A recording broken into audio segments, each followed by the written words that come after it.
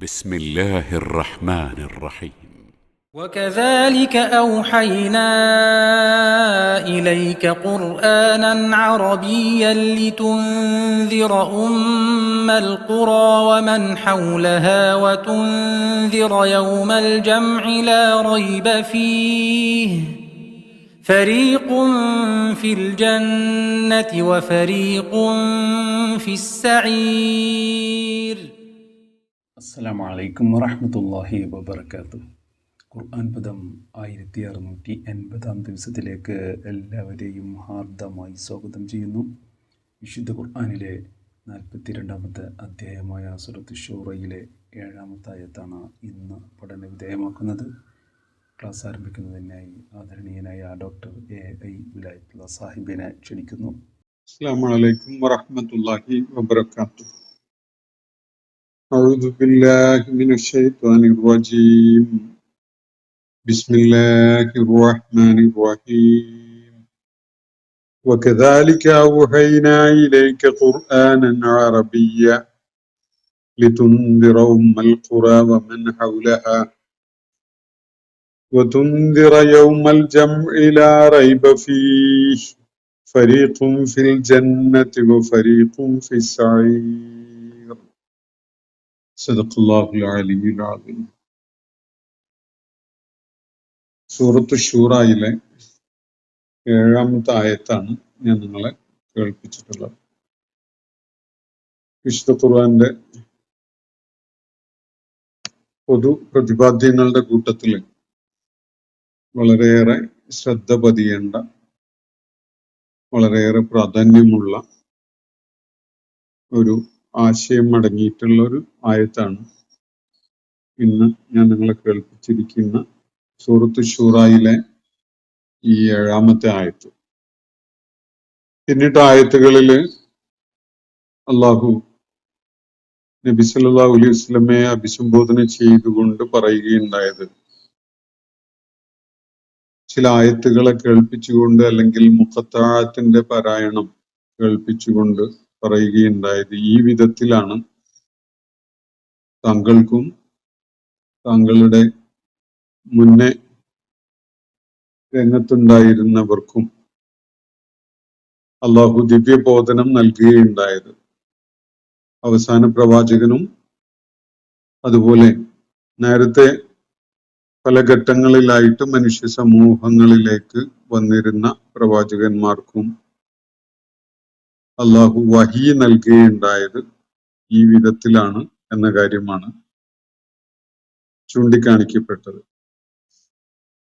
ആകാശങ്ങളുടെയും ഭൂമിയുടെയും അവയിലുള്ള സകലതിൻ്റെയും ഉടമയാണ് അള്ളാഹു. അവന്റെ ഉടമസ്ഥതയിലും അധികാരത്തിലുമാണ് അവയൊക്കെയും ഉള്ളത്. അള്ളാഹുവിന്റെ ഏകത്വത്തെ വിലമതിക്കാതെ അതിനെ തള്ളിക്കളഞ്ഞുകൊണ്ട് സംസാരിക്കുകയും പെരുമാറുകയൊക്കെ ചെയ്യുന്ന ആളുകളുടെ പ്രവർത്തനങ്ങളുടെ ഫലമായി ആകാശം പ്രതിഷേധിച്ചുകൊണ്ട് ഇടിഞ്ഞു വീഴുന്ന അല്ലെങ്കിൽ പൊട്ടിപ്പിളരുന്ന ഒരു സംഗതിക്ക് കാരണമായെന്ന് വരും. മലക്കുകള്, അള്ളാഹുവിന്റെ മാലാഖമാർ, അവര് അള്ളാഹുവിനെ പ്രകീർത്തിച്ചുകൊണ്ട് അവനെ സ്തുതികീർത്തനങ്ങൾ അർപ്പിച്ചുകൊണ്ട് നിലകൊള്ളുന്നവരാണ്.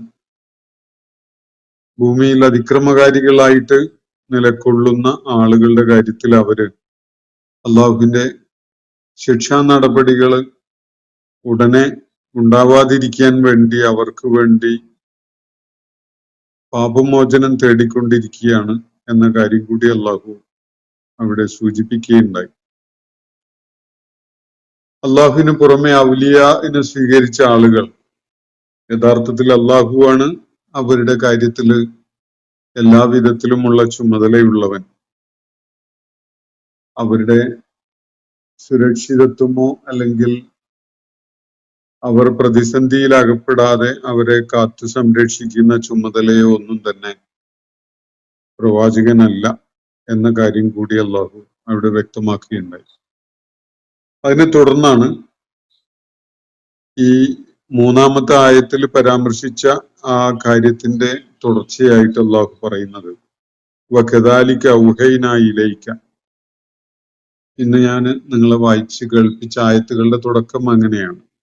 വകദാലിക ഔഹൈനാ ഇലൈക, അത് പ്രകാരം തന്നെ നാം താങ്കൾക്ക് ദിവ്യബോധനം നൽകിയിരിക്കുന്നു, വഹീ മുഖേന നൽകിയിരിക്കുന്നു. ഖുർആനൻ അറബിയൻ, അറബി ഭാഷയിലുള്ള ഈ പാരായണം, ഈ ഖുർആൻ, അറബി ഭാഷയിലുള്ള ഈ ദൈവിക ഗ്രന്ഥം താങ്കൾക്കായിട്ട് നാം വെളിപ്പാടായി നൽകിയിരിക്കുകയാണ്. എന്തിനാണ്? ലിതുന്ദിറ ഉമ്മൽ ഖുറ വമൻ ഹൗലഹ, നാടുകളുടെ കേന്ദ്രമായ സ്ഥലത്തെയും ഉമ്മുൽ ഖുറയെയും അതുപോലെ വമൻ ഹൗലഹ, അതിന്റെ ചുറ്റുപാടുമുള്ളവരെയുമായി താക്കീത് ചെയ്യുന്നതിന് വേണ്ടിയാണ് ഈ അറബി ഭാഷയിലുള്ള ഖുർആൻ താങ്കൾക്ക് ദിവ്യ വെളിപ്പാടായിട്ട് അവതരിപ്പിച്ച് തന്നിരിക്കുന്നത്. വതുന്ദിറ യൗമൽ ജംഇ ലാ റൈബ ഫീഹി, സംഭവിക്കുമെന്ന കാര്യത്തിൽ യാതൊരു സന്ദേഹവുമില്ലാത്ത, യാതൊരു സംശയവും വേണ്ടതില്ലാത്ത ഒരു ഒരുമിച്ച് കൂട്ടലിന്റെ നാളുണ്ട്. ആ നാള് സംഭവിക്കും എന്നത്, അത് അങ്ങനെ ഒരു നാൾ ഉണ്ടാകും എന്നത് ഒരു തർക്കവും വേണ്ടതില്ലാത്ത, ഒരു സംശയവും വേണ്ടതില്ലാത്ത ഒരു കാര്യമാണ്. അങ്ങനെ ഒരു നാളിനെ കുറിച്ച്, സകലരും ഒരുമിച്ച് കൂട്ടപ്പെടുന്ന ഒരു നാളിനെ കുറിച്ച് താക്കീത് നൽകുന്നതിന് വേണ്ടി കൂടിയാണ് ഈ അറബി ഭാഷയിലുള്ള ഖുർആൻ താങ്കൾക്ക് വെളിപ്പാടായിട്ട് നൽകപ്പെട്ടിരിക്കുന്നത്. അന്ന് ഫരീഖുൻ ഫിൽ ജന്ന, ഒരു കൂട്ടര് സ്വർഗത്തിന്റെ അവകാശികളായിട്ട് മാറുന്നു. ഫരീഖും ഫി സഈർ, വേറെ ഒരു കൂട്ടര് കത്തിയാളുന്ന നരകത്തിന്റെ ആളുകളുമായിട്ട് മാറുന്നു. ഇതാണ് ഇന്ന് ഞാൻ നിങ്ങളെ വായിച്ച് കേൾപ്പിച്ച ആയത്തിന്റെ ഒരു പൊതുവായുള്ള ഉള്ളടക്കം. വളരെയേറെ ശ്രദ്ധ പതിയേണ്ട, ചിന്ത ഉണർത്തേണ്ട പല കാര്യങ്ങളും ഈ ആയത്തിൽ അടങ്ങിയിട്ടുള്ളതായി നമുക്ക് കാണാൻ സാധിക്കും. അള്ളാഹു ഈ സൂറത്തിന്റെ തുടക്കത്തിൽ പരാമർശിച്ച കദാലിക യൂഹി ഇലൈക വഇലല്ലദീന മിൻ ഖബ്ലിക എന്ന് പറഞ്ഞുകൊണ്ട് തന്റെ ദൂതന്മാർക്കായിട്ട് ദിവ്യ വെളിപ്പാടുകൾ പഴയകാലത്തും ഇപ്പോഴും നൽകിക്കൊണ്ടിരിക്കുന്നതിനെ ഏത് വിധത്തിലാണത് നിർവഹിക്കപ്പെടുകയുണ്ടായത് എന്നത് നബി സല്ലല്ലാഹു അലൈഹി വസല്ലമയെ അനുഭവിപ്പിച്ച ശേഷം അതിനെ സൂചിപ്പിച്ചുകൊണ്ടാണ് പറയുന്നത്, ഈ വിധത്തിലാണ് താങ്കൾക്ക് നാം ദിവ്യ വെളിപ്പാട് നൽകുന്നത്. താങ്കൾക്കും പഴയകാലത്ത് സമാനമായ ദൗത്യങ്ങൾ നിർവഹിച്ചിരുന്ന മുൻകാല പ്രവാചകന്മാർക്കുമൊക്കെ തന്നെ ഈ വിധത്തിലാണ് നാം വഹിയെ നൽകുകയുണ്ടായത് എന്ന കാര്യമാണ് അവിടെ മൂന്നാമത്തെ ആയത്തിൽ അള്ളാഹു സൂചിപ്പിക്കുകയുണ്ടായത്.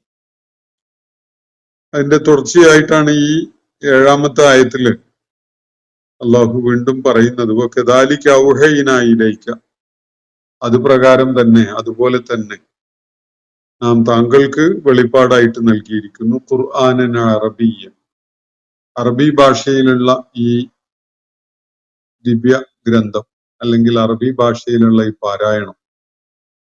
അറബിയിലുള്ള ഖുർആൻ എന്ന നിലക്ക് അതിനെ മനസ്സിലാക്കാം, അല്ലെങ്കിൽ അറബി ഭാഷയിലായിട്ട് പാരായണം ചെയ്ത് കേൾപ്പിക്കപ്പെട്ടുകൊണ്ടിരിക്കുന്ന, താങ്കളെ കേൾപ്പിക്കപ്പെട്ടുകൊണ്ടിരിക്കുന്ന ഈ ദൈവിക ഭാഷണം, ഇത് അതേ വിധത്തിൽ ദിവ്യ വെളിപ്പാടായിട്ട് താങ്കൾക്ക് അവതരിപ്പിക്കപ്പെട്ടിരിക്കുകയാണ്. ഇവിടെ അറബി ഭാഷയിലുള്ള ഖുർആൻ എന്ന് പറയുമ്പോൾ യഥാർത്ഥത്തിൽ അറബി ഭാഷയിലുള്ള ഒരു ദിവ്യ സന്ദേശം അല്ലെങ്കിൽ ദൈവിക വെളിപ്പാടുകൾ എന്ന നിലക്ക് ആദ്യമായിട്ട് അവതരിപ്പിക്കപ്പെടുന്നതാണ് വിശുദ്ധ ഖുർആൻ. പൂർവിക വേദങ്ങളൊന്നും തന്നെ ഈ ഭാഷയിലായിരുന്നില്ല. അതിന്റെ മുന്നേ അവതരിച്ച ഇഞ്ചീലും അതിന്റെയും നൂറ്റാണ്ടുകൾക്ക് മുമ്പ് അവതരിച്ച തൗറാത്തും അതുപോലെ പല ചരിത്ര സ്രോതസ്സുകളിൽ നിന്നും നമുക്ക് സൂചന ലഭിച്ചുകൊണ്ട് നമ്മൾ മനസ്സിലാക്കുന്ന പൂർവിക വേദഗ്രന്ഥങ്ങളും ഒക്കെ തന്നെ അറബി അല്ലാത്ത ഭാഷകളിലാണ് അവതരിക്കുകയുണ്ടായത് എന്നതാണ് വസ്തുത. ഏതെങ്കിലും പ്രവാചകന്മാര് പൂർവിക കാലഘട്ടങ്ങളിൽ അറബി ഭാഷ സംസാരിച്ചിരുന്നവരായിരുന്നോ എന്നത് നമുക്ക് കൃത്യമായിട്ട് അറിയില്ല. പക്ഷെ വളരെ പൗരാണികമായ സമൂഹം ഒരുപക്ഷെ അറബി അല്ലാത്ത ഭാഷകളിലുള്ള ദിവ്യഗ്രന്ഥങ്ങൾ അവതരിക്കുന്നതിന്റെ മുമ്പ് ചരിത്രത്തിന്റെ മനുഷ്യോൽപത്തിയുടെ ആ തുടക്കകാലത്തൊക്കെ അറബി ഭാഷയിൽ തന്നെ ആയിരുന്നിരിക്കണം അവരുടെ കാര്യങ്ങൾ സംസാരിച്ചിരുന്നത്. അവര് ദൈവിക മാർഗത്തിലേക്ക് ജനങ്ങളെ ക്ഷണിച്ചിട്ടുണ്ടാവാൻ സാധ്യതയുള്ളത് അറബി ഭാഷയിൽ ആയിരിക്കാനുള്ള സാധ്യതയുണ്ട്. അറബി ഭാഷയുടെ ഉത്ഭവത്തെക്കുറിച്ചും ഭാഷോൽപത്തിയെക്കുറിച്ചും ഭാഷകളുടെ പൊതുവായ ഉത്ഭവത്തെക്കുറിച്ചും ഒക്കെ ആലോചിക്കുമ്പോൾ അങ്ങനെയുള്ള സാധ്യതകൾ നമുക്ക് തള്ളിക്കളയാൻ പറ്റില്ല. ഇവിടെ അള്ളാഹു പ്രത്യേകമായിട്ട് അറബി ഭാഷയിൽ അവതരിപ്പിക്കപ്പെട്ട ഈ ഖുർആനെ കുറിച്ച് പരാമർശിക്കുകയാണ്. എന്നിട്ട് അതിന്റെ താല്പര്യമായിട്ട് ചൂണ്ടിക്കാണിക്കുന്നത് ലിതുന്ദിറ ഉമ്മൽ ഖുറ വമൻ ഹൗലഹ എന്നാണ്. ഉമ്മുൽ ഖുറ എന്നാണ് ഇവിടെ ഉപയോഗിച്ചിരിക്കുന്ന പദം. മക്കയെ സൂചിപ്പിക്കുന്ന ഒരു പ്രയോഗമായിട്ടാണ് ഈ പദം ഇന്ന് മനസ്സിലാക്കപ്പെടുന്നത്. ഉമ്മ എന്ന് പറഞ്ഞാൽ മാതാവ് എന്ന പോലെ തന്നെ കേന്ദ്രം, ആസ്ഥാനം എന്നൊക്കെ അർത്ഥമുണ്ട്. അറബി ഭാഷയിൽ ചൈതന്യം, കേന്ദ്രം, അതിന്റെ ഒരു ഹബ്ബ് എന്നൊക്കെയുള്ള അർത്ഥത്തിൽ ഈ പദം ഉപയോഗിക്കുന്നുണ്ട്. ഇവിടെ ഉമ്മുൽ ഖുറ എന്നത് ഭാഷാപരമായിട്ട് ഖറിയകളുടെ കേന്ദ്രം എന്ന് പറഞ്ഞാൽ, ഖറിയ എന്ന് പറഞ്ഞാൽ ജനവാസമുള്ള ഇടങ്ങളാണ്. അത് ഗ്രാമങ്ങളാവാം, പട്ടണങ്ങളാവാം, നഗരങ്ങളാവാം, അങ്ങനെയൊക്കെയുള്ള സാധ്യതകളുണ്ട്. അത് എല്ലായ്പ്പോഴും ഗ്രാമമായിട്ട് പരിഗണിക്കപ്പെടാൻ പറ്റുകയില്ല. അത് ഏത് വളർച്ചയുടെ ഏത് പടവിൽ എത്തി നിൽക്കുന്ന ജനവാസ കേന്ദ്രത്തെയും ഈ പദം കൊണ്ട് സൂചിപ്പിക്കാൻ കഴിയും അറബി ഭാഷയിൽ. അഖറ എന്ന റൂട്ട് വേർഡിൽ നിന്നാണ് ഈ ഖറിയ എന്ന വാക്ക് വരുന്നത്. അഖറ എന്ന് പറഞ്ഞാൽ കുറ്റി അടിക്കുക എന്നൊക്കെയാണ് അർത്ഥം. മലയാളത്തിലെ കുറ്റി എന്ന വാക്ക് പോലും അതുമായി ബന്ധമുണ്ട് എന്നത് പരമായിട്ട് അതിനെ എറ്റിമോളജിക്കലായിട്ട് പരിശോധിച്ചാൽ കാണാൻ കഴിയും. അപ്പോ ഈ മഖർ സ്ഥാപിക്കുക എന്നതാണ് ഒരു പ്രദേശം ജനവാസമുള്ളതാകുന്നതിന്റെ ഒരു ചുവടുവെപ്പ്, ഒരു ആദ്യ ചുവടുവെപ്പായിട്ട് മനസ്സിലാക്കാൻ പറ്റുക. മഖർ എന്ന് പറഞ്ഞാൽ മണ്ണില് കുറ്റി താഴ്ത്തി ഇറക്കി അതിനെ പരസ്പരം ബന്ധിപ്പിച്ചുകൊണ്ട് ഒരു താമസയിടം, മേൽക്കൂരയുള്ള ഒരു സംവിധാനം ഉണ്ടാക്കുക. അതിനാണ് മഖർ എന്ന് പ്രാഥമികമായിട്ട് അതാണ് സൂചിപ്പിക്കുന്നത്. അപ്പോ ജനങ്ങൾക്ക് താമസിക്കാൻ പറ്റുന്ന വിധത്തിൽ സുരക്ഷിതത്വത്തിന് വേണ്ടി, കാലാവസ്ഥയുടെ കാഠിന്യത്തിൽ നിന്ന് രക്ഷ നേടുന്നതിനൊക്കെ വേണ്ടിയിട്ട് ജനങ്ങൾക്ക് താമസിക്കാനായി ഉണ്ടാക്കുന്ന ഒരു തമ്പ്, അതാണ് മഖർ. അങ്ങനെയുള്ള താമസിക്കാനുള്ള സൗകര്യങ്ങൾ ചെയ്ത ഒരിടത്തിനാണ് ഖറിയ എന്ന് പറയുക. അപ്പൊ അതിന്റെ ബഹുവചനാണ് ഖുറ എന്നത്. ഖറിയ എന്നതിന്റെ ബഹുവചനാണ്. ഉമ്മുൽ ഖുറ എന്ന് പറഞ്ഞ ചുറ്റുപാടുമായി പല അത്തരം താമസയോഗ്യമായ ഇടങ്ങൾ, നാടുകൾ, അങ്ങനെയാണല്ലോ താമസിക്കാൻ ആളുകൾ പരിഗണിക്കുന്ന ഭൂപ്രദേശങ്ങളെയാണ് നാടുകൾ എന്ന് പറയാം. അങ്ങനെയുള്ള പല നാടുകളുടെയും ഒരു പ്രഭവ കേന്ദ്രമായിട്ട് പ്രവർത്തിക്കുന്ന ഒരിടം, അങ്ങനെ മനസ്സിലാക്കാം. മക്ക അങ്ങനെയൊക്കെയുള്ള ഒരു കേന്ദ്രമായിരുന്നു വളരെ പൗരാണികമായ കാലം മുതൽ തന്നെ. അപ്പൊ ആളുകള് ഒരു പക്ഷേ മനുഷ്യോൽപത്തിയുടെ തുടക്കത്തിൽ തന്നെ, ചരിത്രത്തിന്റെ തുടക്കത്തിൽ തന്നെ ഒരുമിച്ച് കൂടിയിരുന്ന ഒരിടമായിട്ടായിരിക്കണം മക്ക മനസ്സിലാക്കപ്പെട്ടിട്ടുണ്ടാകുക. അടയാളമായിട്ട് ഒരു ഹജറുൽ അസ്വദും ആ ഹജറുൽ അസ്വദ് നിലകൊള്ളുന്ന ഒരു നിർമ്മിതിയും അതിനെ ഖുർആൻ അവ്വലു ബൈത്ത് എന്നാണ് വിശേഷിപ്പിക്കുന്നത്. നമ്മളത് ആ ആയത്ത് വിശദമായിട്ട് പഠന വിധേയമാക്കിയിട്ടുള്ളതാണ്. അപ്പോ അവ്വല് ബൈത്ത് നിലകൊള്ളുന്ന ഒന്നാമത്തെ നിർമ്മിതി, ഒന്നാമത്തെ ഭവനം, ഒന്നാമതായി സ്ഥാപിക്കപ്പെട്ട ആ കെട്ടിടം, അത് നിലകൊള്ളുന്ന ആ പ്രദേശം, അത് ഇവിടെ സൂചിപ്പിക്കപ്പെടുന്നത് ഉമ്മുൽ ഖുറ എന്ന നിലക്കാണ്. അവിടുന്ന് അങ്ങോട്ടാണ് മനുഷ്യൻ ലോകത്തിന്റെ പല ഭാഗങ്ങളിലേക്കായിട്ട് വ്യാപിച്ചിട്ടുള്ളത് എന്നത് കാണാൻ കഴിയും. ആദ്യ തലമുറ പല കാരണങ്ങളാലും മക്കയിൽ ചുറ്റുപാടുമുള്ള പ്രദേശങ്ങളിലേക്ക് നീങ്ങേണ്ടി വന്നിരിക്കുകയാണ്. കാരണം മക്ക വിഭവശൂന്യമായ ഒരിടമാണ്. കൃഷിയോ അതുപോലെയുള്ള സാധ്യതകളോ ഒന്നും ഇല്ലാത്ത, അതിനൊന്നും ഇണങ്ങുന്ന, യോജിച്ചതല്ലാത്ത കാലാവസ്ഥയും അതുപോലെ ഭൂപ്രകൃതിയും ഒക്കെയുള്ള ഒരു പ്രദേശം. ആളുകൾക്ക് ദീർഘകാലം അവിടെ കഴിയുക സാധ്യമല്ല. അവർക്കവിടെ പിടിച്ചുപറ്റി കഴിഞ്ഞു പോകണമെങ്കിൽ വിദൂര ഇടങ്ങളിൽ നിന്ന് മനുഷ്യവാസത്തിന് ആവശ്യമായ വിഭവങ്ങൾ അവിടെ എത്തിക്കൊണ്ടിരിക്കണം. ഇബ്രാഹിം അലൈഹിസ്സലാമിന്റെ ഒരു പ്രാർത്ഥന തന്നെ ആ ഭൂപ്രദേശത്തിന് ആവശ്യമായ സമറാത്തുകൾ ലഭ്യമാക്കണം എന്ന് പറഞ്ഞുകൊണ്ടുള്ളതാണ്. നമ്മളത് ഖുർആനിൽ നേരത്തെ കണ്ടിട്ടുള്ളതാണ്. അപ്പൊ ലോകത്തിന്റെ പല ഭാഗങ്ങളിലുമായി ഉൽപ്പാദിപ്പിക്കപ്പെടുന്ന ഫലവർഗങ്ങൾ ഇന്ന് മക്കയിലും പരിസരത്തും ഒക്കെ സുലഭമായിട്ട് ലഭിക്കുന്ന ഒരവസ്ഥയുണ്ട്. ഒരുപാട് നൂറ്റാണ്ടുകളായിട്ട് അങ്ങനെയുള്ള ഒരവസ്ഥ നിലനിൽക്കുന്നുണ്ട്, നമുക്കറിയാം. പക്ഷെ വളരെ പൗരാണികമായ കാലത്ത് അങ്ങനെ വിഭവങ്ങളൊന്നും വെളിയിൽ നിന്ന് അങ്ങോട്ട് എത്തുന്ന ഒരു സംവിധാനമൊന്നും ആകുന്നതിന്റെ മുമ്പ് ജനങ്ങൾ അവിടെ നിന്ന്, അവിടെ ചുറ്റുപാടുമായി ഉണ്ടായിരുന്ന ആളുകള് സമീപ പ്രദേശങ്ങളിലേക്ക്, വിശേഷിച്ച് കൂടുതൽ വനങ്ങളുള്ള, പ്രകൃതി വിഭവങ്ങൾ ധാരാളമുള്ള പ്രദേശങ്ങളിലേക്കൊക്കെ പോകേണ്ടി വരിക എന്നത് ഒരു അനിവാര്യതയാണ്.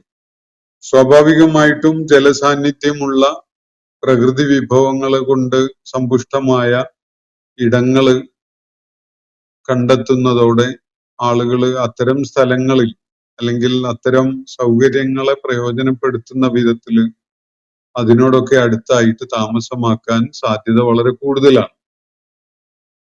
ജലസാന്നിധ്യമാണ് മനുഷ്യന്റെ സാമൂഹ്യ ജീവിതത്തിന് ഏറ്റവും ആവശ്യമായ ഒരു പ്രകൃതിപരമായ ഒരു വിഭവം.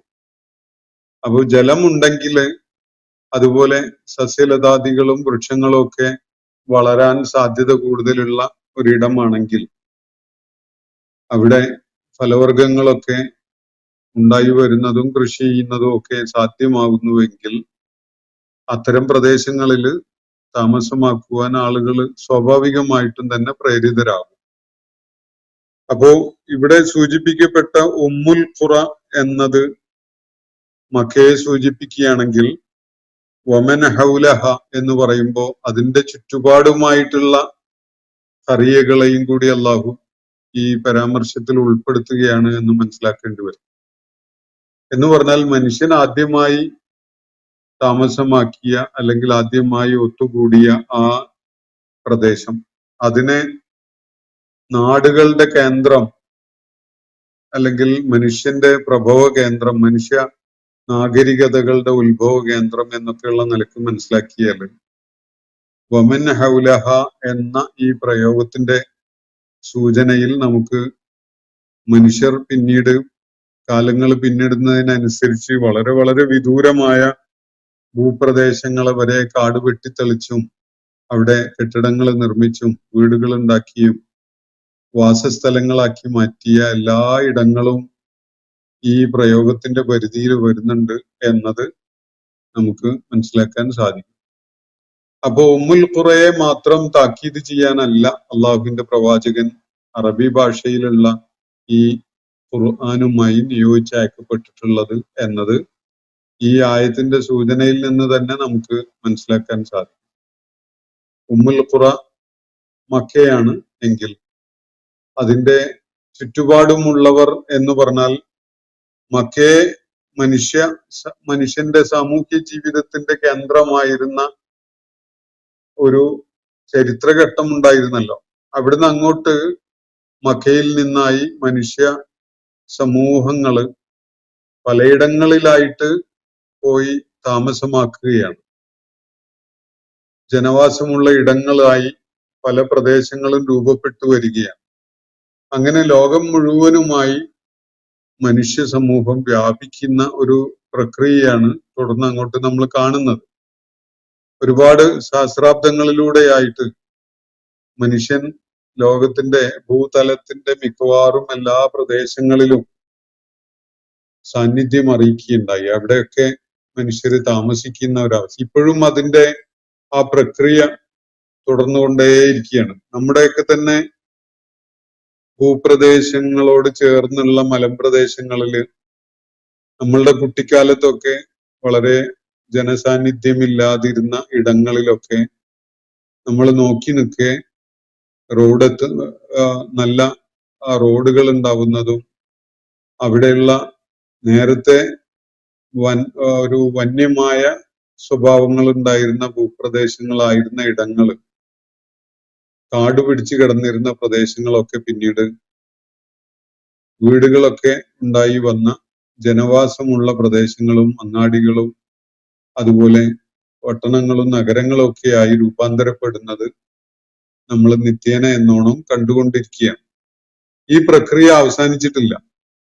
ഇനിയും ജനവാസമില്ലാത്ത ഇടങ്ങളിലേക്ക് പുതിയ പുതിയ സാങ്കേതിക വിദ്യയുടെ സഹായം ഒക്കെ ഉപയോഗപ്പെടുത്തിക്കൊണ്ട് മനുഷ്യർ അവരുടെ താമസവും സാന്നിധ്യവും ഒക്കെ വ്യാപിപ്പിച്ചുകൊണ്ടേയിരിക്കുകയാണ്.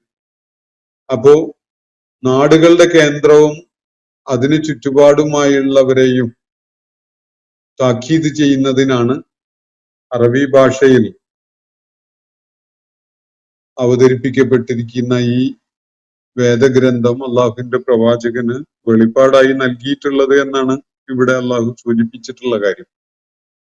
പലപ്പോഴും ആളുകൾ ഒരു തർക്കമായിട്ട് ഉന്നയിക്കാറുള്ളത് അറബി ഭാഷയിലുള്ള ഖുർആൻ അറബികളെ സംബന്ധിച്ചിടത്തോളം അവർക്ക് അത് കംഫർട്ടബിൾ ആണ് എന്നത് ശരി തന്നെ. പക്ഷെ മറ്റുള്ളവർക്കോ എത്രത്തോളം അത് സ്വീകാര്യമാണ് എന്ന ഒരു ചോദ്യമാണ് പലരും ഉന്നയിക്കാറുള്ളത്. ഞാൻ അതിന്റെ ഒരു സ്വാഭാവികമായ യുക്തി എന്താണ് എന്നത് മനസ്സിലാക്കാൻ വേണ്ടി ചരിത്രപരമായ പല സംഗതികളും വെച്ചുകൊണ്ട് ഒരുപാട് ശ്രമിച്ചു നോക്കിയിട്ടുണ്ട്. എനിക്ക് എത്തിച്ചേരാൻ പറ്റിയിട്ടുള്ള ഒരു അത് സംബന്ധമായ ഒരു ധാരണ, മനുഷ്യന്റെ ആദ്യത്തെ ഭാഷ അറബി ആവുകയും മനുഷ്യന്റെ ആദ്യത്തെ വാസസ്ഥലം അറബി സംസാരിക്കപ്പെട്ടിരുന്ന മക്ക പ്രദേശവുമാണെങ്കിൽ സ്വാഭാവികമായിട്ടും മുഴുവൻ മനുഷ്യർക്കുമായി നൽകപ്പെടുന്ന ഒരു സന്ദേശം അത് ഏതെങ്കിലും പ്രാദേശിക സമൂഹങ്ങൾക്ക്, ഏതെങ്കിലും ഒരു പ്രദേശത്തുള്ള ആളുകൾക്ക്, ഒരു ഗോത്രത്തിനോ ഒരു വ്യത്യസ്തതയുള്ള ഒരു സമൂഹത്തിനോ മാത്രം ഉദ്ദേശിച്ചുകൊണ്ടുള്ളതല്ല, മറിച്ച് മുഴുവൻ മനുഷ്യർക്കുമായിട്ടുള്ളതാണെങ്കിൽ അത് മനുഷ്യന്റെ ആദ്യത്തെ ഭാഷയിൽ മനുഷ്യരുടെ ആദ്യത്തെ കേന്ദ്ര താമസ പ്രദേശത്തുണ്ടായിരുന്ന ഭാഷയിലെ ഒരു വേദഗ്രന്ഥം തന്നെ ആവുന്നതാണ് യുക്തിപരമായിട്ട് കൂടുതൽ സ്വീകാര്യതയുള്ളത് ആവുക. അതിന് കാരണം ഒന്ന്, എല്ലാവരുടെയും ഉത്ഭവം ആ ഭാഷയിൽ നിന്നാണ്, ആ പ്രദേശത്ത് നിന്നാണ്. രണ്ടാമത്തെ ഒരു സംഗതി, ഭാഷാപരമായിട്ട് വിലയിരുത്തുമ്പോൾ ഈ വിശുദ്ധ ഖുർആൻ അവതരിച്ചിരിക്കുന്ന ഈ അറബി ഭാഷയിലെ ധാരാളം പദങ്ങൾ ഇന്ന് ലോകത്ത് മിക്ക ഭാഷകളിലും ഉപയോഗത്തിലുണ്ട്. പലതും അറബി ഭാഷയിൽ നിന്ന് വന്നതാണ് അത്തരം പദങ്ങൾ എന്നുള്ളത് പലർക്കും അറിയുകയില്ല. ഇപ്പൊ ഇംഗ്ലീഷിലൊക്കെ തന്നെ ആയിരക്കണക്കിന് പദങ്ങളാണ് അറബ് റൂട്ടുമായിട്ട് നമുക്ക് എളുപ്പത്തിൽ ബന്ധിപ്പിക്കാൻ കഴിയുന്ന വിധത്തിലുള്ളത്.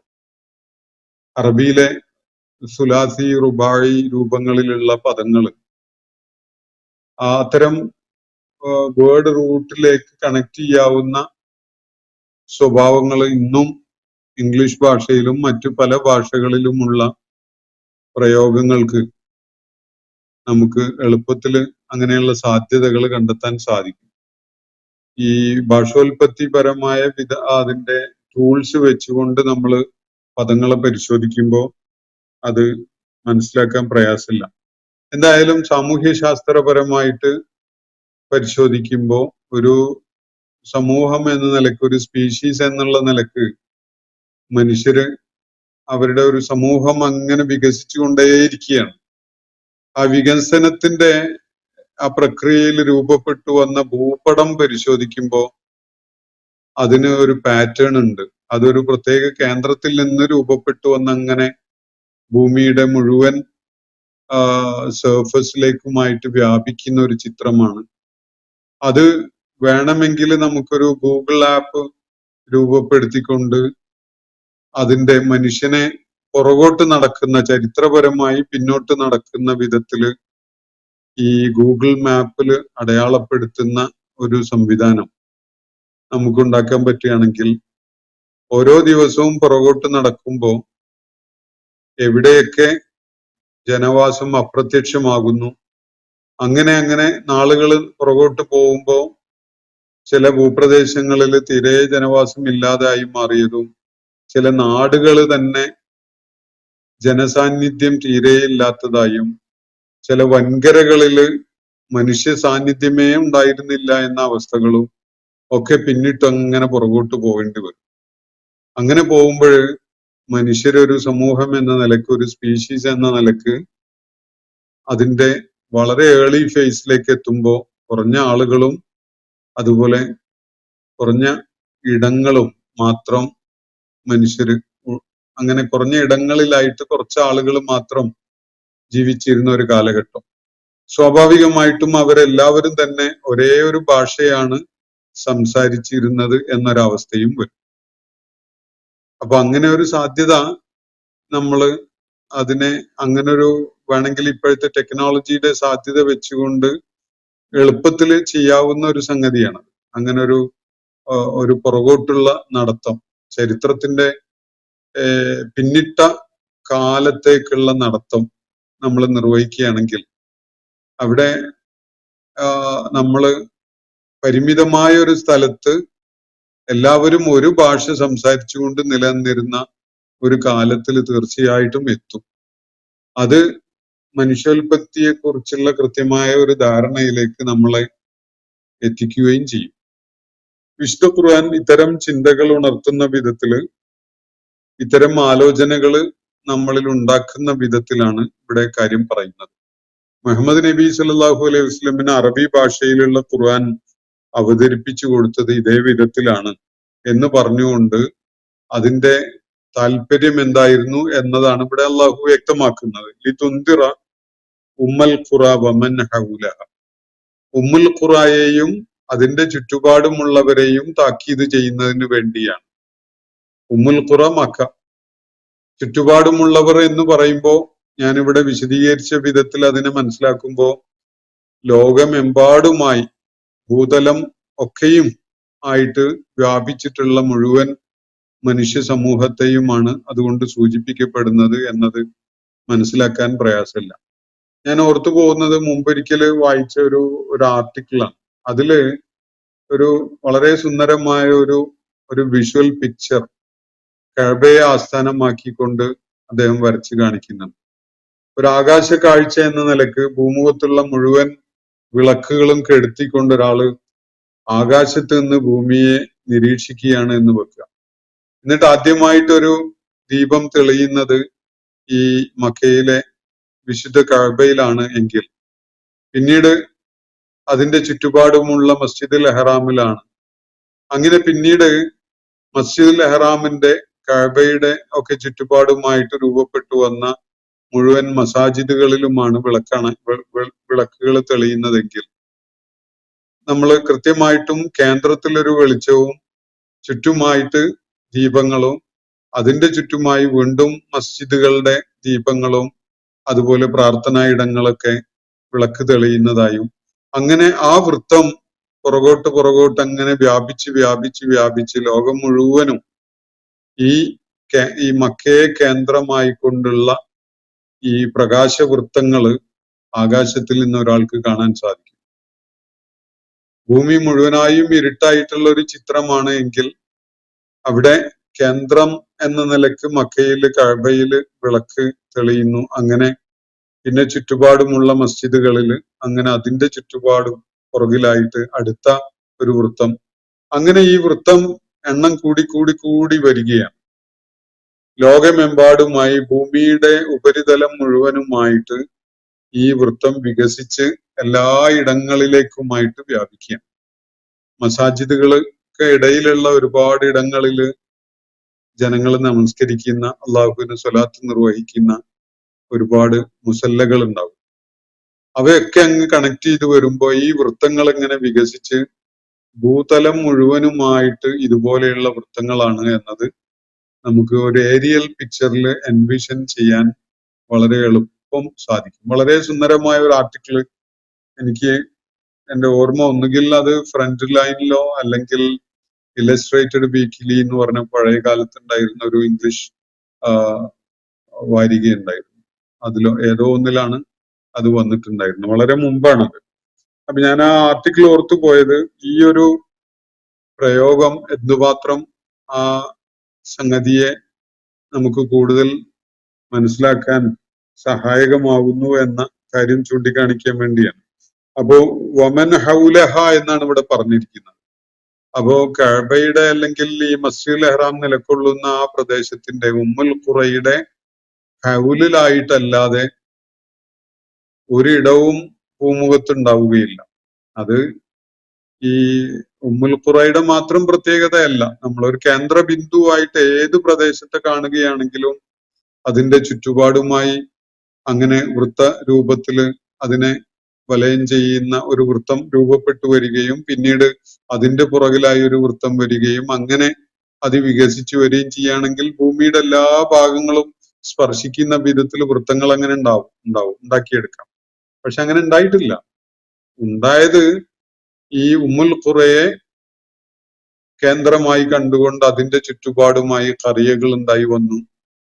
അതിന്റെ പുറകിലായി അടുത്ത വൃത്തമായിട്ട് ഖറിയകൾ വേറെ രൂപപ്പെട്ടു വന്നു. അങ്ങനെ ഈ വൃത്തങ്ങൾ ധാരാളമായിട്ട് വികസിച്ചു വന്ന് ഭൂമിയുടെ എല്ലാ തലങ്ങളിലുമായിട്ട് അത് ആ ഹൗലിന്റെ ഭാഗമായി മാറുന്ന ഒരു കാഴ്ചയാണ് നമുക്ക് കാണാൻ കഴിയുന്നത്. ചരിത്രപരമായി പരിശോധിക്കുമ്പോൾ ഇങ്ങനെ ഒരു വൃത്തമല്ലാതെ കഅബയുടെ അല്ലെങ്കിൽ ഈ ഉമ്മുൽ ഖുറയെ കേന്ദ്രമായി കണ്ടുകൊണ്ടുള്ള അങ്ങനെയുള്ള ഈ സർക്കിൾസ് അല്ലാതെ വേറെ സർക്കിൾസ് ഒന്നും നമുക്ക് ആരെങ്കിലും പരാമർശിക്കുന്നതായിട്ടോ അങ്ങനെയുള്ള ഒരു സാമൂഹ്യ വികാസം ഉണ്ടായതായിട്ടോ ഒരു സൂചനയും എവിടെയും കാണാൻ പറ്റിയിട്ടില്ല. അപ്പൊ ഇവിടെ ഉമ്മുൽ ഖുറയെയും അതിന്റെ ചുറ്റുപാടുമുള്ളവരെയും താക്കീത് ചെയ്യുന്നതിന് വേണ്ടിയാണ് അള്ളാഹുവിന്റെ പ്രവാചകനെ നിയോഗിച്ചിട്ടുള്ളത് ഈ അറബി ഭാഷയിലുള്ള ഖുർആനുമായി എന്നാണ് ഇവിടെ പറയുന്നത്. അത് മുഴുവൻ ലോകത്തെയും പരാമർശിക്കുന്ന ഒരു പ്രയോഗമാണ് എന്നത് അതിന്റെ സാധ്യത വിലയിരുത്തിക്കൊണ്ട് മനസ്സിലാക്കുമ്പോൾ നമുക്ക് ബോധ്യപ്പെടും. അത് ഒരിക്കലും തന്നെ ഉമ്മുൽ ഖുറയിലെ ആളുകൾക്ക് വേണ്ടിയോ അല്ലെങ്കിൽ അറബ് ഭാഷ സംസാരിക്കുന്ന ആളുകളിൽ മാത്രം പരിമിതപ്പെടുന്ന വിധത്തിലോ അല്ല. പക്ഷെ അള്ളാഹു വളരെ യുക്തിപൂർവകമായി അതിനു വേണ്ടി അറബി ഭാഷ തന്നെ തെരഞ്ഞെടുത്തു. അറബി ഭാഷയിലുള്ള ഒരു പാരായണം കേൾപ്പിക്കുന്ന വിധത്തിലാക്കി എന്നത് നമ്മളെ വിസ്മയിപ്പിക്കുന്ന ഒരു കാര്യമാണ്. അപ്പൊ തുന്തിറ യൗമൽ ജം, രണ്ട് താക്കീതുകളുടെ കാര്യമാണ് ഇവിടെ സൂചിപ്പിക്കപ്പെട്ടിട്ടുള്ളത്. ഒന്ന് ഉമ്മുൽ ഖുറയെയും അതിന്റെ ചുറ്റുപാടുമുള്ള ആളുകളെയും ദൈവിക സന്ദേശം മുൻനിർത്തിക്കൊണ്ട് അവരെ ചില താക്കീതുകൾ അവർക്ക് നൽകുന്നതിന് വേണ്ടിയാണ്. അതുപോലെ തുന്തിറ യൗമൽ ജം ലാ റൈബ ഫീഹി എന്നാണ് തുടർന്ന് പറയുന്നത്. ഒരുമിച്ച് കൂട്ടലിന്റെ ഒരു നാളിനാണ് യൗമുൽ ജം എന്ന് പറയാം. അന്ത്യനാളാണ് അതുകൊണ്ട് ഉദ്ദേശിക്കുന്നത്, ഉയർത്തെഴുന്നേൽപ്പ് നാൾ. തുടക്കം മുതൽ അവസാനം വരെയുള്ള മുഴുവൻ മനുഷ്യരെയും അള്ളാഹു ഒരുമിച്ച് കൂട്ടുന്ന ആ നാളിനെയാണ് യൗമുൽ ജം എന്ന് ഇവിടെ സൂചിപ്പിക്കുന്നത്. തുന്തിറ യൗമുൽ ജം, എല്ലാവരെയും ഒരുമിച്ച് കൂട്ടുന്ന മഹാസമ്മേളനത്തിന്റെ നാള്. ആ നാള് ജനങ്ങളെ സംബന്ധിച്ചിടത്തോളം അതിനെക്കുറിച്ച് ഒരു താക്കീത് അവർക്ക് നൽകപ്പെടേണ്ടതുണ്ട്. അത് പലരും കരുതുന്ന പോലെ ലളിതമായി നിസ്സാരമായി കാണാവുന്ന ഒന്നല്ല. ശരിയായ മുന്നൊരുക്കങ്ങൾ ചെയ്യാത്തവരെ സംബന്ധിച്ചിടത്തോളം ഏറ്റവും ഭയവിഹ്വലത നിറഞ്ഞ ഒരു നാള് തന്നെ ആയിരിക്കും അത് എന്നതാണ് അതില് താക്കീത് ചെയ്യപ്പെടേണ്ടതായിട്ടുള്ളത്. ദൈവിക സന്ദേശം ഈ പ്രപഞ്ച സ്രഷ്ടാവായ റബ്ബിനെ തിരിച്ചറിയാൻ ഉതകുന്ന വിധത്തിലുള്ള അതിന് ആ കാര്യങ്ങള് കേൾപ്പിച്ചുകൊണ്ട് അള്ളാഹുവിന് വിധേയപ്പെടുന്നതിന്റെ അനിവാര്യത ബോധ്യപ്പെടുത്തുകയും മറിച്ച് നിലപാടുകൾ സ്വീകരിക്കുന്ന ആളുകളെ അവര് പിന്തുടരുന്ന വഴി എന്തുമാത്രം അപകടകരമായതാണ് എന്നതിനെ കുറിച്ചുമാണ് ആദ്യത്തെ താക്കീത്. ഈ ഒരുമിച്ച് കൂട്ടപ്പെടുന്ന നാളിന്റെ കാര്യമാണ് രണ്ടാമതായിട്ട് ഇവിടെ പറഞ്ഞിരിക്കുന്നത്. യൗമുൽ ജം ലാ റൈബ ഫീ, അതിലെ ഒരു തർക്കവും അല്ലെങ്കിൽ സന്ദേഹവും സംശയവും ഒന്നും വേണ്ടതില്ല. അതത്രയും സുനിശ്ചിതമായ കാര്യമാണ്. അങ്ങനെയുള്ള ഒരു ഒരുമിച്ച് കൂട്ടൽ നാളിന്റെ ആ കാര്യത്തെക്കുറിച്ചാണ് താക്കീത് നൽകേണ്ടിയിരിക്കുന്നത്. അതാണ് ഇവിടെ അറബി ഭാഷയിലുള്ള ഖുർആൻ അവതരിപ്പിച്ചതിന്റെ താല്പര്യമായി ചൂണ്ടിക്കാണിക്കപ്പെടുന്ന രണ്ടാമത്തെ കാര്യം. ആ നാളില് കാര്യങ്ങളെ ഏറ്റവും ഗൗരവമുള്ളതാക്കി മാറ്റുന്ന ഒരു സംഗതി ഇതാണ്. ഫരീഖുൻ ഫിൽ ജന്ന, അന്ന് ഒരു കൂട്ടര് സ്വർഗത്തിന്റെ ആളുകളായിട്ട് മാറും. അവര് സ്വർഗത്തിലായിരിക്കും. അവരെത്തിച്ചേരുന്നത്, അവര് സ്വാഗതം ചെയ്യപ്പെടുന്നത് ആ ജന്നത്തിലേക്കായിരിക്കും. വേറെ ഒരു കൂട്ടര് ഫരീഖുൻ ഫി സഈർ, സഈർ എന്ന് പറഞ്ഞാൽ കത്തി ആളുന്ന, കരിച്ചു കളയുന്ന എന്നൊക്കെയാണ് അർത്ഥം. അങ്ങനെയുള്ള നരകത്തിലേക്ക്, അത് നരകത്തിന്റെ ഒരു വിശേഷണ നാമമാണ് സഈർ എന്നത്. അപ്പൊ വേറൊരു വിഭാഗം അവര് സഈറിലായിരിക്കും. ഇതാണ് ഖുർആൻ ഇവിടെ പ്രത്യേകമായി പറയുന്നത്. ചിലർ സ്വർഗീയമായ ഉദ്യാനങ്ങളിലേക്ക് സ്വാഗതം ചെയ്യപ്പെടുന്ന ഒരു നാളാണ്. വേറെ ചിലർ കത്തിയാളുന്ന നരകത്തിലേക്കാണ് നയിക്കപ്പെടുക, തെളിക്കപ്പെടുക. അങ്ങനെയുള്ള ഒരു നാളാണത്. ആ നാളിനെ കുറിച്ച്, അങ്ങനെയുള്ള ഒരുമിച്ച് കൂട്ടലിന്റെ ആ മഹാസമ്മേളനത്തിന്റെ നാളിനെ കുറിച്ചാണ് അള്ളാഹുവിന്റെ പ്രവാചകൻ ഇവിടെ ഈ അറബി ഭാഷയിലുള്ള ഖുർആനെ മുൻനിർത്തിക്കൊണ്ട് ജനങ്ങളെ താക്കീത് ചെയ്യേണ്ടതുള്ളത്. ഈ ഒരു കാര്യം മക്കയിലെ ആളുകൾക്ക് മാത്രം ബാധകമായതല്ല. ആ വമൻ ഹൗലഹ എന്ന് സൂചിപ്പിച്ച എന്ന പ്രയോഗത്തിലൂടെ സൂചിപ്പിക്കപ്പെട്ട ഭൂതലം മുഴുവനായും ഉള്ള പ്രദേശങ്ങളിലുള്ള മുഴുവൻ ആളുകൾക്കുമായുള്ള ഒരു താക്കീതാണ്. അവർക്കൊക്കെയും തന്നെ ബാധകമാവുന്ന വിധത്തിലാണ് ഈ കാര്യം അള്ളാഹു ഇവിടെ സൂചിപ്പിച്ചിരിക്കുന്നത്. അപ്പൊ അറബി ഭാഷയുടെ പ്രാധാന്യം, മക്കയുടെ പ്രാധാന്യം, മുഹമ്മദ് നബി സല്ലല്ലാഹു അലൈഹി വസല്ലമിന്റെ ദൗത്യത്തിന്റെ പ്രാധാന്യം, അത് ആർക്കൊക്കെ ബാധകമായതാണ് എന്നത് തുടങ്ങിയ കാര്യങ്ങളാണ് ഈ ആയത്ത് വളരെ ശ്രദ്ധ അർഹിക്കുന്ന വിധത്തിൽ നമ്മുടെ പരിഗണനയിലേക്ക് കൊണ്ടുവന്നിട്ടുള്ളത്. ഞാൻ ഇന്നത്തെ സെഷൻ ഇവിടെ അവസാനിപ്പിക്കുകയാണ്. ഈ 7-ാമത്തെ ആയത്ത് അതിന്റെ മുമ്പ് 3-ാമത്തെ ആയത്തിൽ പരാമർശിച്ച കാര്യത്തിന്റെ ഒരു തുടർച്ചയായിട്ടാണ് കാര്യങ്ങൾ ഇവിടെ പറയുന്നത്. അതോടൊപ്പം എക്കാലത്തേക്കും പ്രാധാന്യമുള്ള വളരെ അടിസ്ഥാനപരമായ ചില വിവരങ്ങൾ കൂടി ഈ ആയത്ത് നമുക്ക് നൽകുന്നുണ്ട്. എന്തുകൊണ്ട് അവസാനത്തെ പ്രവാചകൻ അറബികളുടെ കൂട്ടത്തിൽ നിന്നായി, എന്തുകൊണ്ട് അവസാനത്തെ വേദഗ്രന്ഥം അറബി ഭാഷയിലായി, തുടങ്ങിയിട്ടുള്ള സ്വാഭാവികമായി ഉയരുന്ന പല ചോദ്യങ്ങൾക്കുമുള്ള ഒരു മറുപടി ഈ ആയത്തിന്റെ സൂചനകളിൽ അടങ്ങിയിട്ടുള്ളത് നമുക്ക് കാണാൻ സാധിക്കും. അള്ളാഹു നമ്മെ എല്ലാവരെയും അനുഗ്രഹിക്കുമാറാവട്ടെ. അൽഹംദുലില്ലാഹി റബ്ബിൽ ആലമീൻ. അസ്സലാമു അലൈക്കും വറഹ്മത്തുള്ളാഹി വബറകാതുഹു. ഇന്നത്തെ ഖുർആൻ പദം ഇവിടെ സമാപിക്കുന്നു. ഖുർആൻ പഠനത്തിൽ പങ്കെടുത്ത എല്ലാവർക്കും അല്ലാഹു അർഹമായ പ്രതിഫലം നൽകി അനുഗ്രഹിക്കട്ടെ. വആഖിർ ദഅവാനാ അൽഹംദുലില്ലാഹി റബ്ബിൽ ആലമീൻ. അസ്സലാമു അലൈക്കും വറഹ്മത്തുള്ളാഹി വബറകാതുഹു.